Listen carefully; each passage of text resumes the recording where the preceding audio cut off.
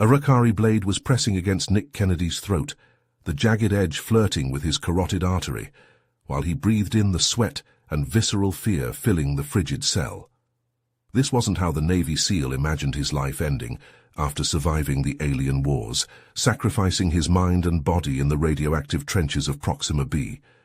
But death seemed inevitable as the Rakari sisters seethed above him, relishing his terror before spilling human blood. The Punishment Corps had sent them here, exiled to Earth as living insults, meant to suffer the ultimate humiliation of breathing the same rustic air as humanity. These Rakari women were far from the helpless exiles Earth Command assumed. They were predators lying in wait, patiently plotting vengeance against their captors. And Nick was just another pawn to be used and discarded by an alien agenda. 50 years ago, first contact brought the hope of harmony between the stars. That dream became a punchline for the bitter, scarred survivors of the Proxima campaigns. Nick knew the Rakari were ruthless, unfeeling machines in the flesh. His scars testified to their brutality, the missing limbs and shattered friends painting a harsh portrait of a species incapable of compassion. No Rakari could be trusted, especially the beautiful alien sisters baring fangs at his blistered neck. But with humanity facing extinction and the Rakari Empire poised to devour the solar system, Nick had no choice but to cooperate with the enemy. As the sleek blade sliced a shallow warning across his throat, Nick realized that the only thing more dangerous than rejecting this mission was accepting it. If he couldn't control his hatred and bend the sisters to his will, an entire species would be erased. The Rakari would savor enslaving their ancient enemy as humanity begged for the mercy of a quick death. Nick swore he'd die before letting the Rakari win again. He just never expected that death would find him cowering before two gorgeous aliens, far more powerful and cunning than any foe he'd ever faced. Nick secured Vega in a secret clinic, run by ex-military doctors loyal to him. Vega rested in a medically induced coma, while her Rakari biology slowly knitted itself back together. Nick watched her vitals on the beeping machines, fists clenched as rage burned in his gut. Those Rakari rebels had gone too far. It was time to take the fight to them. Nick pulled out his untraceable black phone and dialed numbers he'd hoped to never call again. Colonel Jake Briggs, Agent Aya Nakamura. The voice on the other end was shocked to hear from him after all these years. "Kennedy, I thought you were done with the life." "I was, until some alien scum tried to kill my good friends. I need intel on Rakari insurgent activity on Earth, and I need it yesterday." "I'm coming with you." Speaker's voice was hard as steel. "Vega is my sister, my blood. This is my fight too." Nick rounded on her, nostrils flaring. "The hell you are. I'm not dragging a civilian into a Black Ops manhunt." Speaker invaded his personal space, her flowery alien scent filling his nose. "I am Rakari Special Forces, you arrogant primate. A civilian is the last thing I am. You need my skills, my knowledge of Rakari tactics." They locked eyes, neither backing down. Nick knew she was right as much as it pissed him off. "Fine, but if you come, we do this my way. You follow my orders." Speaker crossed her arms. "I will consider any commands you give and follow those that aren't completely idiotic." And so Nick found himself training his one-time enemy in human special ops techniques. He drilled Speaker on breaking concealment, room clearing, and threat assessment. She was a quick study, her Rakari muscles adapting easily to new fighting styles. Nick had to admit she would be a deadly asset in the field. Slowly, grudging respect replaced outright hostility. One night after a long training session, they sat on the safe house roof, sharing a bottle of cheap vodka. Speaker spoke of her childhood in the floating Rakari spire cities, of the relentless training and cutthroat politics that forged her into a living weapon. Nick found himself talking about his own time in the SEAL teams, the battles won and friends lost. "I guess we're not so different," Speaker mused, taking a swig. "Both molded to be tools of war. Perhaps that is why we understand each other." Nick met her gaze, seeing the weariness and pain that mirrored his own. Maybe she was right. Maybe this alien warrior was the only one who could truly know him now. He passed her the bottle, fingers brushing against hers. His black phone buzzed, shattering the moment. He listened, face going grim. "We've got a lead. A Rakari weapons dealer called Zix operates out of a nightclub downtown. Has ties to the rebels." Spiker cracked her knuckles, a savage grin spreading across her face. "Then I guess we're going clubbing." The neon dream was a riot of strobing lights, thrumming bass lines and gyrating bodies of all species. Nick and Spiker moved through the sweaty throngs with predatory grace. He was in a finely tailored suit, every inch the wealthy human playboy. She wore a dress that looked painted on, exotic Rakari beauty on full display. They took a seat in a shadowy booth. A hulking Zorak with facial tattoos and teeth filed to points loomed over them, Zix's head of security. "Hello, Zix," Nick adopted a bored drawl. "I hear you're the male to talk to about special hardware." The Zorak snorted. "Zix is busy, but I could be persuaded to set up a meet," he leered at Spiker. "If you let me borrow your pretty pet for an hour." Spiker's expression stayed coy and vapid, even as her fingers tightened on Nick's thigh. He covered her hand with his, feeling the tension thrumming through her. "Sorry, Scales. The lady is with me, and trust me." Nick leaned forward, letting the Zorak see the predatory void behind his eyes. "You couldn't handle her." The Zorak growled but backed off. "Wait here, I'll see if Zix has time for you." As soon as he was gone, Spiker hissed in Nick's ear.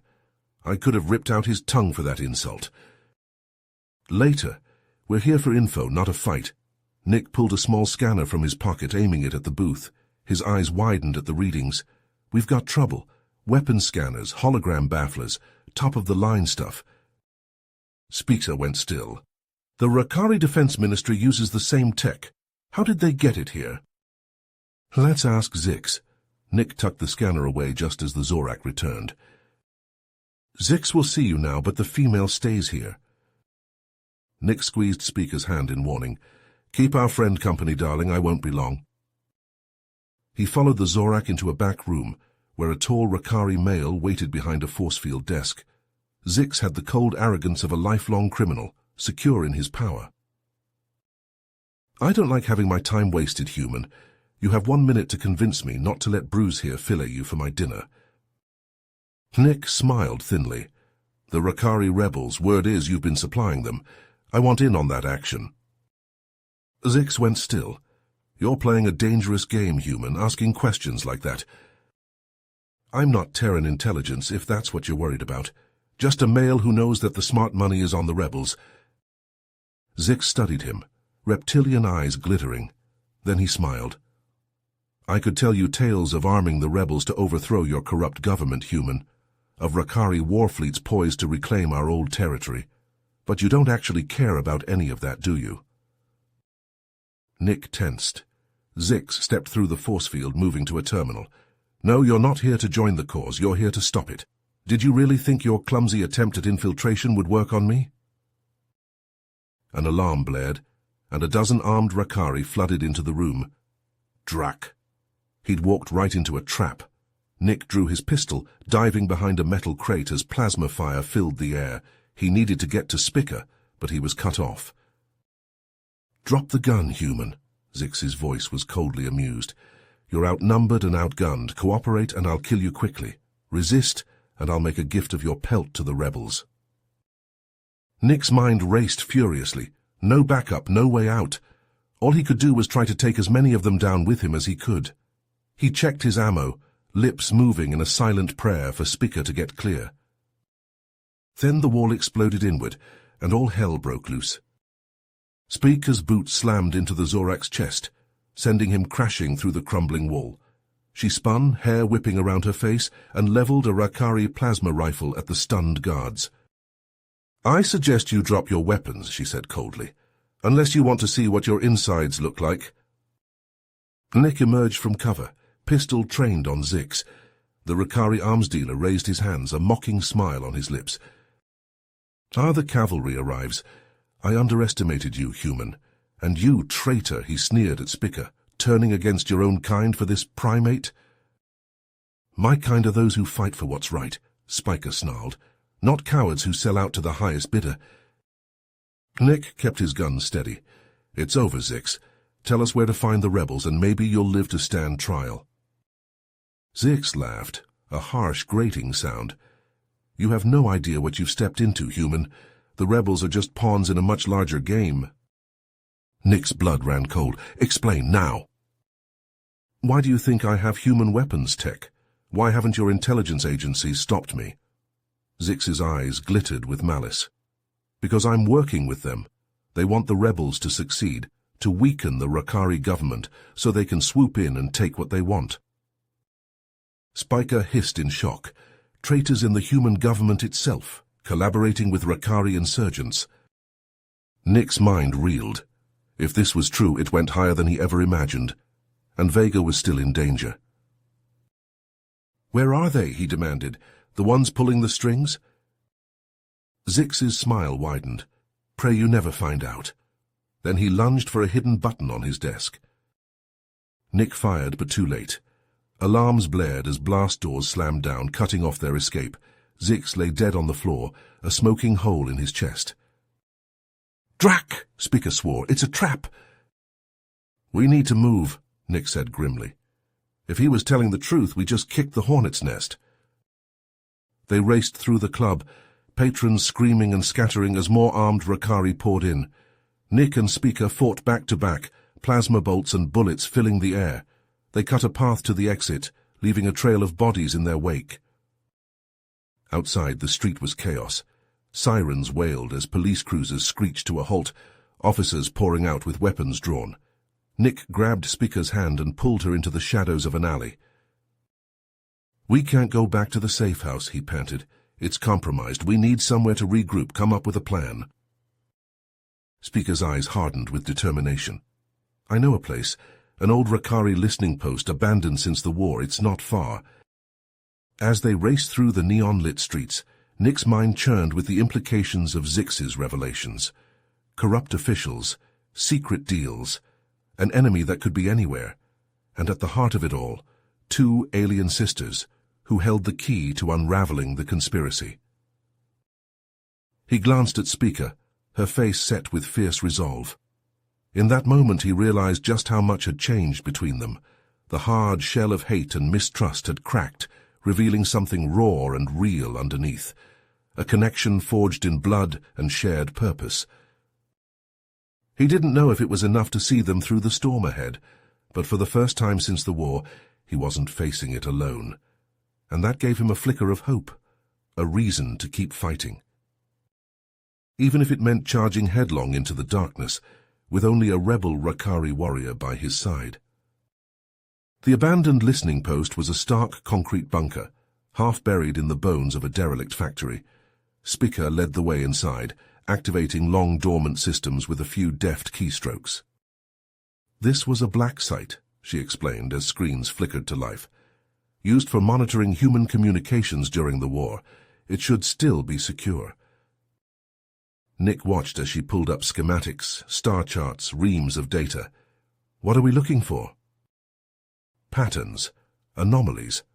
Spiker's fingers flew over the controls. If there's a conspiracy, there will be traces. Shipments diverted, orders countermanded, money moving in strange ways. They worked in tense silence, sifting through the intelligence. Slowly a picture began to emerge. Whispers of a project called Prometheus. Mysterious transfers of resources and personnel to a remote asteroid base.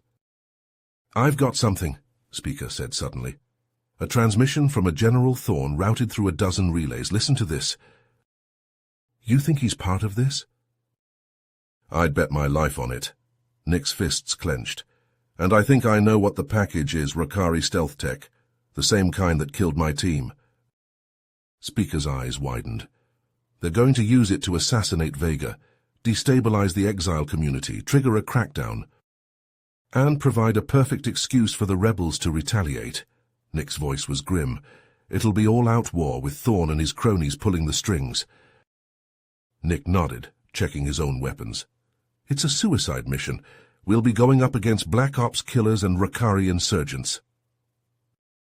Spiker's answering smile was fierce and feral. Then it's a good thing they'll be going up against us. The journey to the asteroid was a blur of stolen ships and narrow escapes. They ran the blockades, dodged pursuit, always one step ahead of their hunters. But as they docked at the base, slipping in amidst the chaos of supply shuttles and maintenance drones, Nick couldn't shake the feeling that they were walking into a trap, that Thorn was waiting for them, ready to spring the jaws shut. They moved through the corridors like ghosts, Speaker's scanner guiding them towards the heart of the base, towards the vault where the stealth tech was stored. They encountered resistance, black-clad soldiers moving with the lethal grace of the Terran Special Forces, Rakari warriors, their exoskeletons gleaming in the harsh light. Nick and Spiker cut through them like a hot knife through butter, their skills honed by a lifetime of warfare. They were a perfect team, anticipating each other's moves, covering each other's blind spots. But as they breached the vault, alarms screaming and reinforcements closing in, they found themselves face to face with a ghost from Nick's past. General Thorn stood before them, a cruel smile on his battle-scarred face, and in his hand a canister pulsing with the sickly light of Rakari stealth tech. "Kennedy," he said, his voice like gravel, "I wondered if you'd have the guts to show up, to face the consequences of your failure." Nick's gun was rock steady, even as his heart raced. "Proxima B wasn't my failure, Thorn, it was yours. You sent us in blind. Let my team die for your precious tech." Spiker snarled, her rifle trained on Thorn's head. "By allying with rebels? Plotting to murder my sister?" "By any means necessary." Thorn's eyes were cold and pitiless. "The strong survive, the weak perish. That's the only law that matters." Nick's finger tightened on the trigger. Every fiber of his being screamed to put a bullet in Thorn's brain, to avenge his fallen comrades. But then he looked at Speaker, saw the fear and desperation in her eyes, fear for her sister, for her people, and he knew that pulling that trigger would only perpetuate the cycle of violence and retribution. They needed to be better than that, to find another way. Slowly he lowered his gun. "It's over, Thorn. The conspiracy ends here. No more innocent blood will be spilled for your ambition." Thorn's face twisted with rage. "You think you can stop what's coming? The war is inevitable, and when the dust settles, I'll be the one left standing." He raised the canister, ready to unleash its lethal contents. But Speaker was faster. Her plasma bolt caught Thorn square in the chest, burning a hole clean through him. Alarms blared, the sound of booted feet echoing in the corridors. They had minutes, maybe less, before the room was swarming with hostiles. Nick looked at Speaker, saw the determination in her eyes. No words were needed. They both knew what had to be done. Together they raced for the hangar bay, fighting every step of the way. They had the evidence they needed, the proof of the conspiracy. Now they just had to survive long enough to deliver it. But as they blasted free of the asteroid, stolen shuttle shuddering under a hail of plasma fire, Nick knew that this was only the beginning. The real battle was still to come, and this time the fate of two species hung in the balance. In the chaos of the firefight, Nick made a split-second decision. Gritting his teeth, he shoved Spiker towards the exit, laying down covering fire as plasma bolts sizzled past his head. "Gus!" he yelled, ducking behind a steel girder as a barrage of shots peppered the wall behind him. "Get the evidence out of here." Spiker hesitated, torn between obeying and standing her ground. But Nick's fierce glare brooked no argument. With a curt nod, she sprinted for the door, the precious data drive clutched tight in her fist. Nick bought her time, his gun barking as he picked off the advancing insurgents with ruthless efficiency. But they just kept coming, pouring through the breached defenses like a flood of vengeful ghosts. Pain lanced through Nick's shoulder as a lucky shot found its mark. He stumbled, his vision blurring, but forced himself to keep firing. He had to hold them off, give Spiker a chance to escape.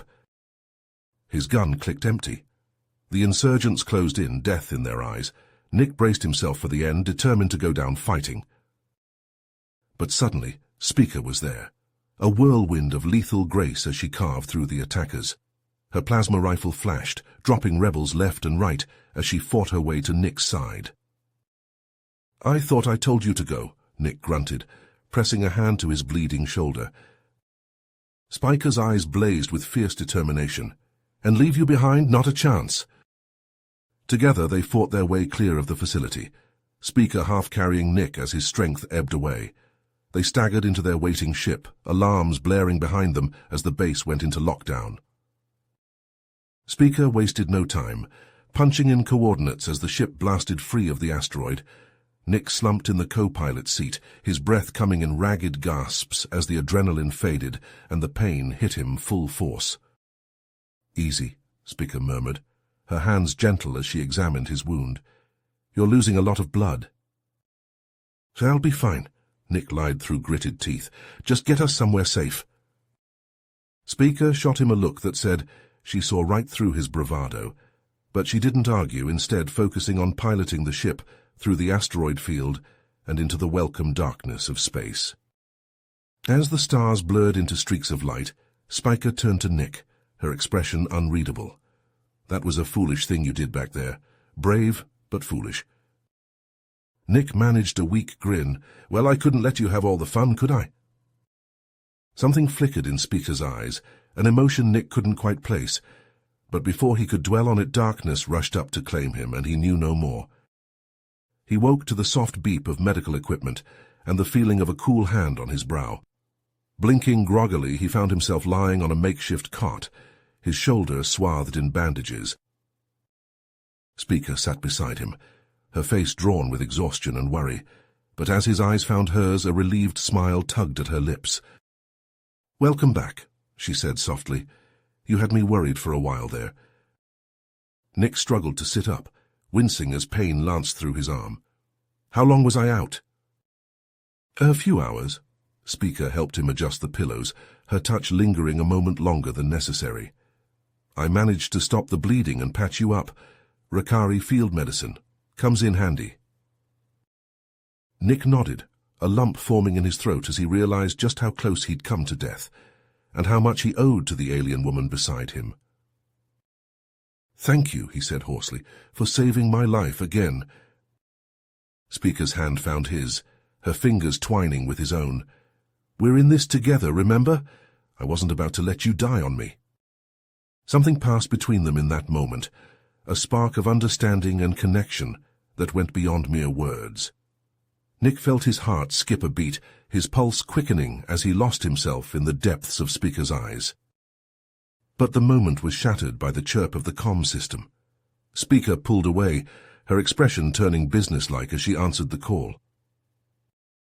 "It's Vega," she said, relief and worry warring in her voice. "She's been trying to reach us." Nick struggled to focus past the haze of pain and fatigue. "Put her through." Vega's face filled the screen, her features tight with tension. "Thank the stars you're both all right. I've been monitoring the situation from here. It's not good." "What's happening?" Spiker asked, leaning forward. "The insurgents are on the move. They're gathering their forces, preparing for something big, and I think I know what their target is." A cold sense of dread settled in Nick's gut. "The rendezvous. They're going to try to stop us from handing over the evidence." Vega nodded grimly. "That's what I'm afraid of. You need to be careful. There's no telling how far their reach extends." Nick exchanged a look with Spiker, seeing his own determination mirrored in her eyes. "We'll be ready for them. We have to be." As the call ended, Nick tried to push himself to his feet, only to be stopped by Spiker's firm hand on his chest. "And where do you think you're going?" she asked, arching an eyebrow. "We have work to do," Nick argued. "We need to prepare, come up with a plan." "What you need is rest," Spiker countered. "You're no good to anyone if you collapse from blood loss and exhaustion." Nick wanted to protest, but the steely look in Spiker's eyes told him it would be futile. With a sigh, he settled back onto the cot, fatigue already tugging at his eyelids. As Nick drifted off into a dreamless slumber, he felt a flicker of something he hadn't experienced in a long time. Hope, and the knowledge that, whatever challenges lay ahead, he wouldn't be facing them alone. The rendezvous was set for a nondescript warehouse in the heart of the city's industrial district. Nick and Spiker approached cautiously, every sense on high alert for any sign of trouble. Nick's shoulder throbbed beneath its bandage, a constant reminder of how close he'd come to death. But he pushed the pain aside, focusing on the mission at hand. They had taken every precaution, using burner comms and roundabout routes to avoid being tracked. But as they entered the warehouse, the hair on the back of Nick's neck stood on end. It was too quiet. The cavernous space filled with an eerie stillness. Speaker's hand tightened on her plasma rifle, her eyes scanning the shadows for any hint of movement. "I don't like this," she murmured, her voice low and tense. "Something feels off." He never got a chance to finish the thought. With a deafening blast, the far wall of the warehouse exploded inward, showering them with debris and dust. Through the swirling chaos, Nick caught a glimpse of dark figures pouring through the breach, their weapons flashing as they opened fire. "Ambush!" he yelled, diving for cover behind a stack of crates. Speaker was right beside him, her rifle already spitting plasma at the attackers.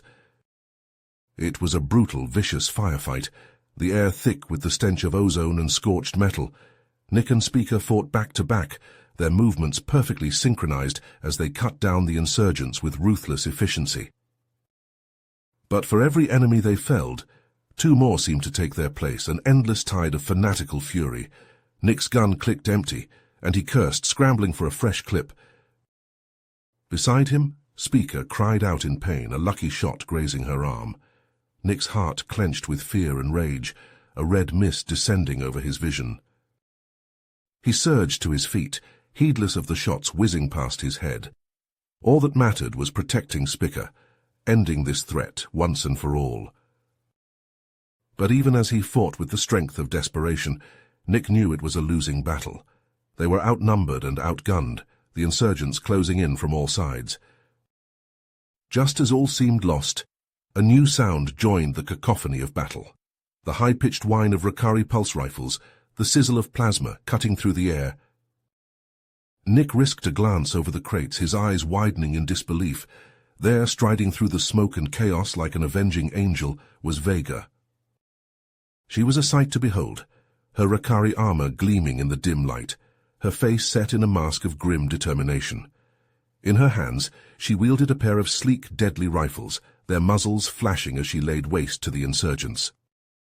Vega flashed her sister a tight smile, never breaking stride as she fought her way to their side. "Did you really think I'd let you have all the fun?" But even as the last enemy fell, Nick knew their fight was far from over. The leader of the insurgents had managed to slip away in the chaos, his parting words a chilling promise of retribution. As the smoke cleared and the adrenaline faded, Nick, Speaker, and Vega stood amidst the wreckage of the warehouse, their faces grim with the knowledge of the challenges that lay ahead. They had the evidence they needed to expose the corruption at the heart of both their governments. But they also knew that the insurgents would stop at nothing to silence them, to bury the truth once and for all. And as he looked into her eyes, Nick knew that whatever the future held, they would face it together, as allies, as friends, and perhaps as something more. But for now they had a job to do, a wrong to right, a truth to reveal, and with Vega by their side, they just might have a chance of succeeding. Nick straightened his shoulders, ignoring the twinge of pain from his wound. "All right, let's get this evidence into the right hands. We have a conspiracy to unravel."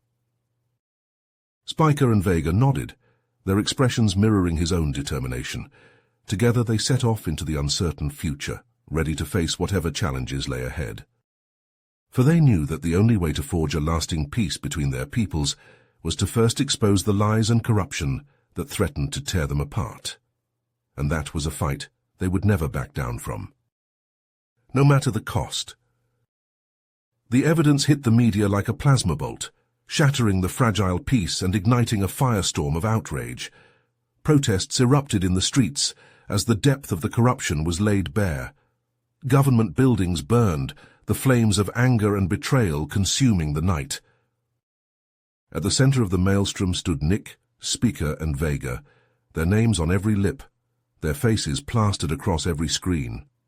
Factions jockeyed for position, seeking to use the scandal to further their own agendas. The trio found themselves besieged by reporters, politicians, and opportunists, each demanding answers, each with an agenda to push. But as the political firestorm raged, a new threat loomed on the horizon. A Rakari warlord, Zalthor, had seized upon the chaos, seeing an opportunity to reclaim the exiled sisters and crush the human resistance in one fell swoop. With a massive fleet at his command, Zalthor launched a devastating attack on Earth, his ships darkening the skies over every major city. Government buildings shattered under the onslaught, fire raining from the heavens as the Rakari forces laid waste to humanity's defenses. Panic gripped the streets as the invasion began, citizens fleeing in terror as the alien soldiers poured from their ships, weapons blazing. Nick, Speaker, and Vega sprang into action, their instincts honed by months of fighting side by side. Nick took command of the resistance, his voice rallying the human forces even as the Rakari pressed their advantage. Across the globe, pockets of resistance formed, men and women taking up arms to defend their homes, their families, their world. In hidden labs and makeshift workshops, Speaker and Vega worked tirelessly to adapt Rakari technology for human use. Plasma rifles and energy shields took shape under their skilled hands, the sisters pouring their knowledge and determination into every weapon, every defense. The playing field began to level as the human resistance grew in strength and numbers. But Zalthor's forces were relentless, his soldiers fanatically loyal, his ships seemingly endless. As the battle raged across continents, Nick knew that they needed a decisive victory, a single strike that could cripple the Rakari war machine and turn the tide of the war. A daring plan took shape in Nick's mind, a gambit that would take them to the heart of the enemy fleet. The warlord's flagship, a massive dreadnought bristling with weapons and shields, was the key to Zalthor's power. If they could infiltrate the ship, fight their way to the warlord himself, they could end the war with a single blow.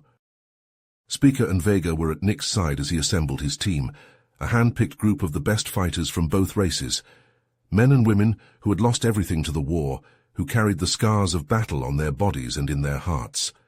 They were united by a single purpose, to end the war, to secure a future for their peoples. The infiltration was a thing of legend, a ballet of violence and skill as Nick's team breached the flagship's defenses. They fought their way through waves of Rakari soldiers, the corridors ringing with the clash of weapons and the cries of the dying. Nick was a force of nature, his rifle spitting death, his body a weapon honed by a lifetime of war. At last they reached the command deck, the warlord's sanctum. Zalthor stood before them, a towering figure clad in battle armor, his eyes burning with hatred and madness. He fixed his gaze on Speaker and Vega, his voice dripping with venom. "The traitors return," he snarled, drawing a massive energy blade from his back. "I will take great pleasure in making an example of you." Nick stepped forward, his rifle leveled at Zalthor's head. "You'll have to go through me first, you son of a bitch." The battle was joined, a whirlwind of flashing blades and screaming plasma. Nick and Zalthor clashed in the center of the deck, their weapons locked, their faces inches apart. The warlord was strong, his blows shaking Nick to his core, but the human soldier fought on, driven by the knowledge that everything depended on this moment. Speaker and Vega were at his side, their own weapons flashing, their bodies moving in perfect unison. Together, the trio pressed the attack, driving Zalthor back, forcing him to give ground. The warlord's armor cracked, his flesh sizzling under the onslaught of plasma and steel. But Zalthor was not finished. With a roar of rage, he lunged forward, his blade slashing towards Speaker's throat. Nick saw the blow coming, saw the life he had come to cherish hanging in the balance. Without hesitation, he threw himself forward, his own body taking the blow meant for Speaker. Pain exploded through Nick's chest as the blade found its mark, the energy field searing his flesh, his blood spattering the deck. He heard Speaker scream, heard Vega's cry of rage, but he forced himself to stay standing, to keep fighting. With the last of his strength, Nick raised his rifle, the barrel pressed against Zalthor's head. The warlord's eyes widened in surprise and fear, the realization of his own mortality dawning in that final moment. Nick pulled the trigger, the plasma bolt tearing through Zalthor's skull, ending the warlord's reign of terror in a single blinding flash. As the massive body toppled to the deck, Nick felt his own strength failing, his vision darkening at the edges. He slumped into Speaker's arms, her tears mingling with his blood as she cradled him close. Vega was at his side, her hands pressing against his wound, desperately trying to stem the flow of blood. "Stay with me, Nick," Speaker pleaded, her voice breaking. "Don't you dare leave me now." As he slipped into unconsciousness, Nick's last thought was of the future he had fought for, the future he had sacrificed everything to protect, a future where humans and Rakari could live in peace, where the scars of war could finally begin to heal. A future worth dying for. Nick's eyes fluttered open, the harsh glare of the medbay light sending spikes of pain through his skull. He tried to move, to sit up, but his body refused to cooperate, every nerve ending screaming in protest. A gentle hand pressed against his chest, a familiar voice urging him to lie still. Speaker's face swam into view, her eyes red-rimmed and puffy, her cheeks stained with tears. "You're alive," she whispered, her voice cracking with emotion. "You stupid, brave, wonderful man, you're alive." "Zalthor," he croaked, the name like ashes on his tongue. "Dead," Speaker replied, a grim satisfaction in her voice. "You put a plasma bolt through his skull. The Rakari fleet is in disarray, their command structure shattered. The human forces are mopping up the remnants as we speak." Nick closed his eyes, relief washing over him in a wave. It was over. The war, the suffering, the endless cycle of violence and retribution, it was finally over. But even as he savored the victory, Nick knew that the road ahead would be long and hard. The scars left by the war ran deep, the wounds inflicted on both sides not easily healed. It would take time, patience, and understanding to bridge the gulf between their peoples, to build a lasting peace from the ashes of conflict. Speaker seemed to sense his thoughts, her hand tightening on his own. "We'll do it together," she said softly, her eyes shining with determination and love. "Humans and Rakari side by side, we'll build a new future, a better future for all of us." Nick nodded, his own eyes stinging with unshed tears. He knew it wouldn't be easy, knew that there would be setbacks and challenges at every turn. But with Speaker at his side, with Vega and the others who had fought and bled for this moment, he knew that anything was possible. The war was over, but the true struggle was just beginning. The struggle to heal, to forgive, to build a world where the children of both races could grow up without the shadow of hatred and fear. It was a struggle that Nick knew he would gladly give his life for, a cause that he would fight for, with every ounce of strength and courage he possessed. Because in the end, it wasn't about glory or vengeance or the settling of old scores. It was about something far simpler, far more profound. It was about love. Love for his friends, his family, his world. Love for the woman who had saved his life, who had shown him the true meaning of courage and sacrifice. As Nick looked into Speaker's eyes, he saw that love reflected back at him, shining like a beacon in the darkness, and he knew that whatever challenges lay ahead, whatever trials they would face them together. Nick circled the warlord, his muscles coiled with tension, his eyes locked on his opponent's every move. The Rakari leader was a formidable adversary, his razor-sharp talons glinting in the dim light of the ship's bridge. They clashed in a whirlwind of strikes and parries, each seeking to exploit the other's weaknesses. As they fought, the warlord's words echoed in Nick's mind, a revelation that threatened to shatter everything he thought he knew. "I am their father," the Rakari had said, his voice thick with emotion. "I orchestrated their exile to protect them, to draw out the dissidents who would use them as pawns in their games of power." Nick faltered, his guard dropping for a split second. The warlord seized the opportunity, his claws raking across Nick's chest, drawing blood. Nick stumbled back, his hand pressed to the wound, his breath coming in ragged gasps. But before the warlord could press his advantage, Spike's voice rang out across the bridge. "Father, please," she cried, her eyes brimming with tears. "End this madness. Too much blood has been spilled already." The warlord hesitated, his gaze flickering between his daughter and his opponent. In that moment of indecision, Nick saw his chance. He lunged forward, his fist connecting with the warlord's jaw in a sickening crunch. The Rakari leader reeled back, his eyes widening in surprise. Nick pressed his advantage, raining down blows on the warlord's unprotected face and torso. The Rakari fought back, but his movements were sluggish, his reflexes dulled by the weight of his daughter's words. Nick's fist hovered inches from the warlord's throat, poised to deliver the killing blow, but Speaker's hand on his arm stayed his hand. "Please," she whispered, her voice barely audible over the sounds of battle. "Enough." Nick's chest heaved with exertion, his mind racing with conflicting emotions. He looked into the warlord's eyes, seeing not the monster he had once believed him to be, but a father torn between duty and love. Slowly, Nick lowered his fist, stepping back from the fallen Rakari leader. The warlord struggled to his feet, his face a mask of bruises and blood. He looked at Speaker, his expression softening. "You are right, my daughter," he said, his voice heavy with regret. "The cycle of violence must end." With a wave of his hand, the warlord signaled his forces to stand down. The fighting ceased, the sounds of battle replaced by an eerie silence. Nick and Speaker stood amidst the wreckage of the ship, their bodies battered and bruised, their hearts racing with adrenaline and emotion. As the dust settled, they turned to each other, their eyes locked in a gaze that spoke volumes. In that moment, all the barriers between them seemed to melt away, the differences in their species and cultures forgotten in the heat of their shared experience. Their lips met in a kiss that was at once tender and fierce, a declaration of love that defied all logic and reason. For a moment, the universe seemed to hold its breath, as if witnessing the birth of something new and beautiful. But as they parted, reality came crashing down upon them. They were still human and Rakari, their bodies and minds shaped by different evolutionary paths. The chasm between them seemed unbridgeable, a cruel twist of fate that threatened to tear them apart. Vega saw the pain in her sister's eyes, the unspoken longing that mirrored her own.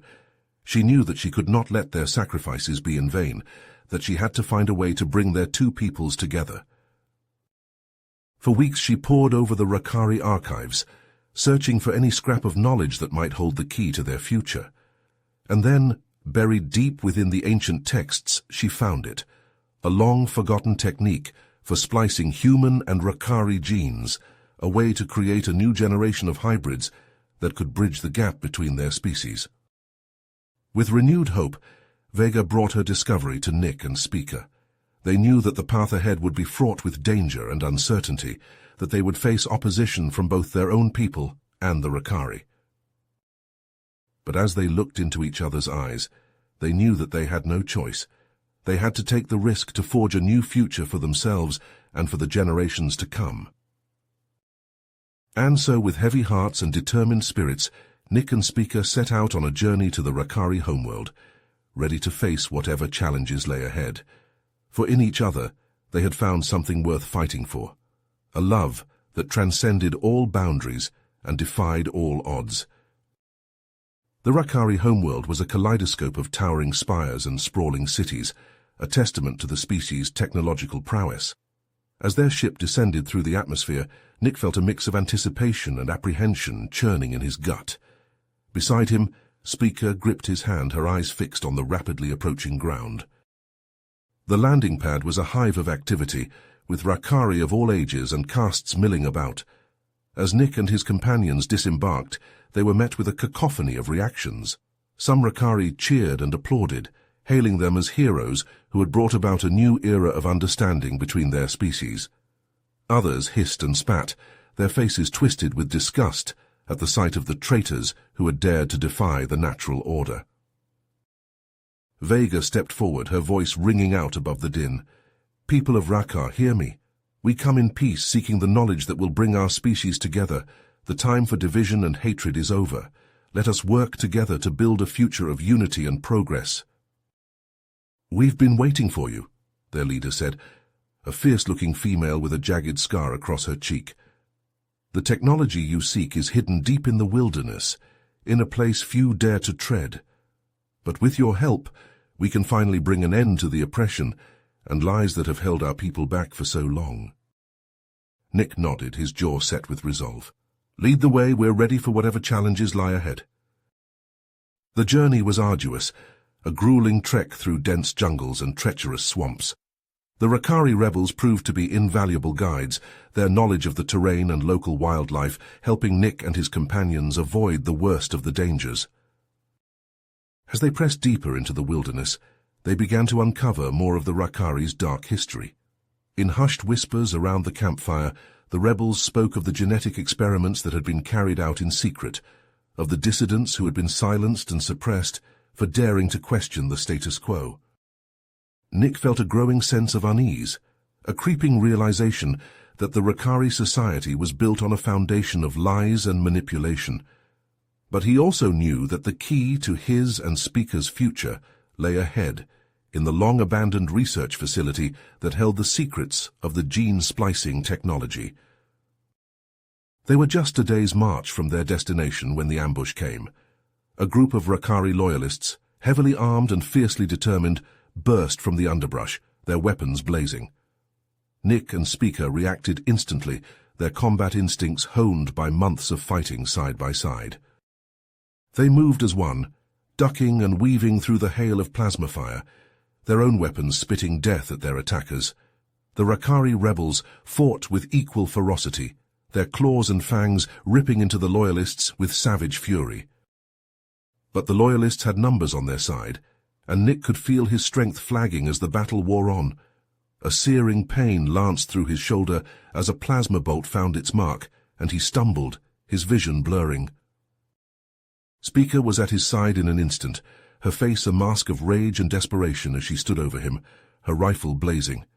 "Stay with me, Nick," she screamed over the din of battle. "I won't lose you, not now." But the loyalists were closing in, their victory all but assured. Nick closed his eyes, bracing himself for the end. And then, like a bolt from the heavens, Vega arrived. She rode at the head of a massive force of Rakari rebels, their armor gleaming in the sunlight, their weapons primed and ready. With a roar of defiance, they charged into the fray, turning the tide of battle in an instant. The loyalists scattered, their resolve crumbling in the face of the overwhelming onslaught.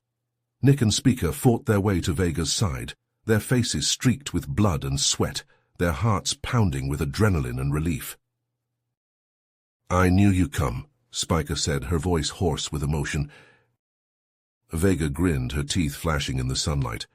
"I couldn't let you have all the fun, could I?" Together they pressed on, the research facility looming ahead of them like a promise of salvation. They breached the outer defenses, fighting their way through the automated security systems and the handful of loyalist guards who remained. And then, at last, they stood before the gene-splicing chamber, its gleaming surface reflecting their battered and weary faces. Spiker's hands shook as she interfaced with the ancient controls, her eyes widening as the secrets of the technology unfolded before her. But as the chamber hummed to life, a flashing warning appeared on the screen. The technology was incomplete, its full potential locked away on a distant, mythical planet that existed only in the oldest of Rakari legends. Nick and Speaker exchanged a glance, their hearts heavy with the weight of the decision that lay before them. To unlock the secrets of the gene-splicing technology, they would have to embark on a journey into the unknown, risking everything they had fought so hard to achieve. But as they looked into each other's eyes, they knew that there was no other choice. Their love, their future, depended on the success of this final, desperate gambit. Vega laid a hand on their shoulders, her voice soft but filled with determination. "Whatever you decide, I'll be with you every step of the way. We're in this together, no matter what." Nick nodded, his jaw set with resolve. "Then let's do this. Let's find that planet and unlock the secrets of the Rakari's past, for our future, and for the future of both our species." And so, with heavy hearts and unbreakable spirits, Nick, Speaker, and Vega prepared to embark on the most perilous journey of their lives. The fate of their love and the fate of two worlds hung in the balance, and they would stop at nothing to see it through to the end. Nick's hands danced across the ship's controls, his eyes locked on the ancient Rakari star maps flickering on the display. Beside him, Spiker pored over the data, her brow furrowed in concentration as she deciphered the cryptic symbols and celestial coordinates. Vega's voice crackled over the intercom. "We're entering uncharted space. Sensors are picking up some strange readings ahead." Nick glanced at Spiker, a silent understanding passing between them. They knew the risks, the uncertainties that lay ahead, but they also knew that this was their only chance, their last hope of unlocking the secrets that could save their love and forge a new future for their peoples. The ship shuddered as it plunged into a dense asteroid field, the space rock slamming against the hull with bone-jarring force. Nick gritted his teeth, his hands flying over the controls as he wove through the deadly obstacles. Spiker braced herself against the console, her eyes wide with fear and exhilaration. They burst through the other side of the field, the ship battered but intact. But their relief was short-lived as the scanners lit up with a new threat. The haunting wreckage of a long-dead civilization, the twisted metal and shattered hulls of countless ships drifting in the void. Nick felt a chill run down his spine as he navigated through the ghostly graveyard, the weight of the past bearing down on him. He thought of the battles he had fought, the friends he had lost, the scars that would never fully heal. Beside him, Spiker's hand found his, her touch a silent reminder of the bond they shared, the love that drove them forward. As they emerged from the wreckage, a new challenge loomed before them. A massive Rakari warship, its weapons primed and ready. Nick's heart raced as he recognized the insignia on the hull, the mark of a ruthless admiral known for his obsession with ancient Rakari secrets. The warship hailed them, the admiral's face appearing on the view screen. His eyes gleamed with madness and hunger, his voice dripping with malice. "You have something that belongs to me, humans. The secrets of the mythical planet. Surrender them, and I may let you live." Nick's jaw tightened, his grip on the controls turning white-knuckled. He glanced at Spiker, saw the determination in her eyes, the readiness to fight. Together, they made their choice. The ship lurched as Nick fired the thrusters, sending them hurtling towards the warship. Plasma blasts rocked the hull, alarms blaring as the shields strained under the onslaught. But Nick didn't falter, his gaze locked on the enemy vessel as he guided their ship closer. With a bone-shaking impact, they slammed into the warship's hull, the airlock engaging with a hiss of pressurized air. Nick and Spiker were on their feet in an instant, weapons in hand, as they charged through the smoke and debris. They burst onto the bridge, the admiral waiting for them with a cruel smile on his lips. He stood before a massive view screen, the image of a swirling, pulsing planet filling the display. "Behold," he said, his voice trembling with awe and madness, "the living world, the sentient heart of the Rakari's past. With its power, I will reshape the galaxy, bend the very fabric of evolution to my will." Nick raised his weapon, his finger tightening on the trigger. "You're insane, Admiral. That power isn't meant for anyone being to control." The Admiral laughed, a harsh grating sound. "Insane? No, human. I am the only one with the vision to seize our destiny, to take back what was stolen from us, to forge a new era of Rakari supremacy." He lunged forward, a crackling energy blade in his hand. Nick met him head-on, the clash of their weapons sending sparks flying across the bridge. They fought with a savage intensity, each driven by the weight of the moment, the fate of worlds hanging in the balance. Spiker joined the fray, her own blade flashing as she danced around the Admiral's strikes. Together, she and Nick pressed the attack, their movements perfectly synchronized, their hearts beating as one. But the Admiral was a formidable foe, his skills honed by a lifetime of ruthless ambition. He matched them blow for blow, a manic gleam in his eyes as he sought to break their defenses, to claim the power he so desperately craved. As the battle reached its fever pitch, Vega's voice cut through the chaos, urgent and breathless. "Nick, Spiker, I've found something. The planet, it's not just a key to our past. It's a bridge to our future, a way to unite our people, to heal the wounds that divide us." Nick risked a glance at the view screen, saw the swirling colors of the living world, felt the weight of its ancient wisdom and boundless potential. In that moment, He knew what he had to do. With a final desperate lunge, he drove his blade into the Admiral's chest, the energy field flickering and dying as the warlord fell to the deck. Nick stood over him, his chest heaving, his eyes locked on the planet that held the key to their destiny. Speaker's hand found his, her touch a promise and a plea. Vega's words echoed in his mind, the path forward suddenly clear. The road ahead would be long and hard, the challenges daunting and the sacrifices great.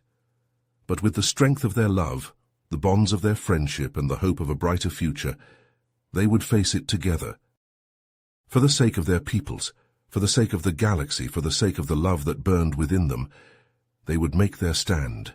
They would fight, they would bleed, they would forge a new era of unity and understanding. The living world beckoned, the secrets of the past and the promise of the future waiting to be unleashed. Nick, Speaker, and Vega exchanged a final, determined look, their hearts beating as one. Then, together, they stepped forward to meet their destiny. As the weight of their decision settled upon them, Nick and Speaker locked eyes, a silent understanding passing between them. They knew what had to be done, the sacrifice they had to make to protect the sentient world and secure the future of their peoples. Spiker nodded, her eyes shining with tears and determination. Together. Vega stepped forward, her face a mask of conflicting emotions.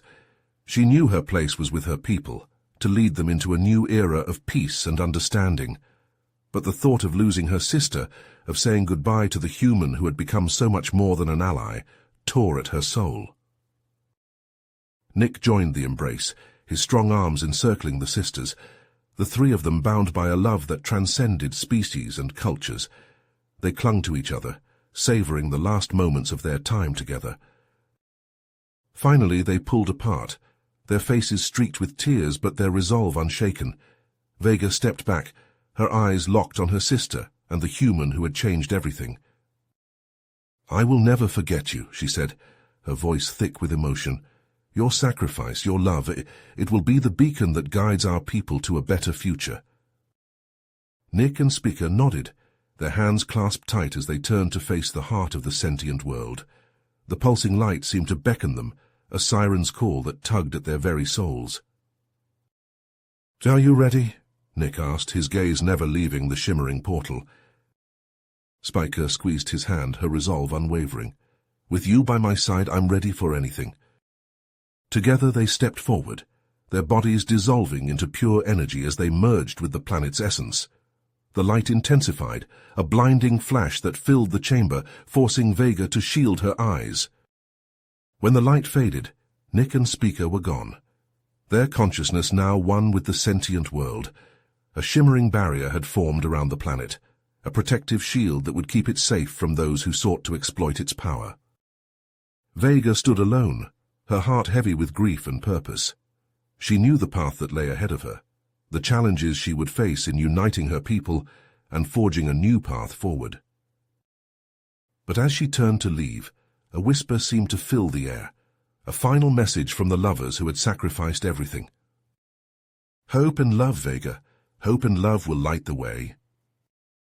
With those words echoing in her heart, Vega stepped out into the unknown, ready to face the future and honor the legacy of her sister and the human who had changed the course of history. On the Rakari homeworld, Vega stood before the gathered clans, her voice ringing out with conviction and purpose. She spoke of Nick and Speaker's sacrifice, of the love that had transcended the boundaries of species and culture.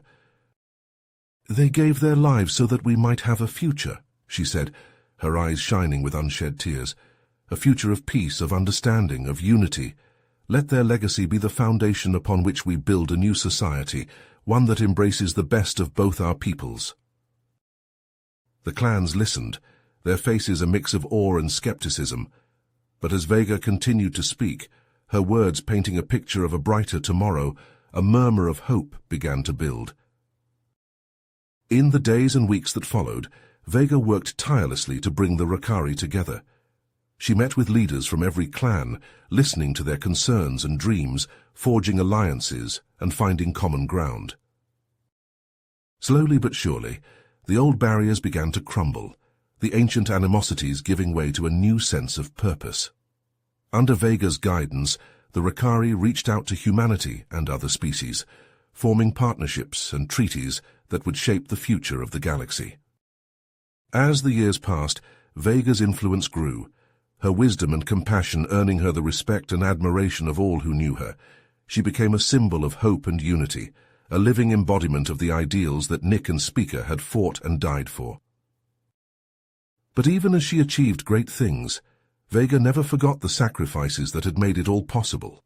She carried the memory of her sister and the human who had changed everything in her heart, a constant reminder of the power of love and the resilience of the spirit. And so the story of Nick, Speaker, and Vega passed into legend, a tale whispered around campfires and taught in the halls of learning. It became a touchstone for generations to come, a reminder that even in the darkest of times, hope and love could light the way to a brighter future. Their legacy endured, a shining beacon in the vastness of space, a testament to the unbreakable bonds of the heart and the indomitable will of those who dared to dream of a better. You have reached the end of the story. If you enjoyed this story and want to support us, please leave a like and subscribe to our channel, and for every comment that says 88, I will heart every single one of them. Thank you for your time.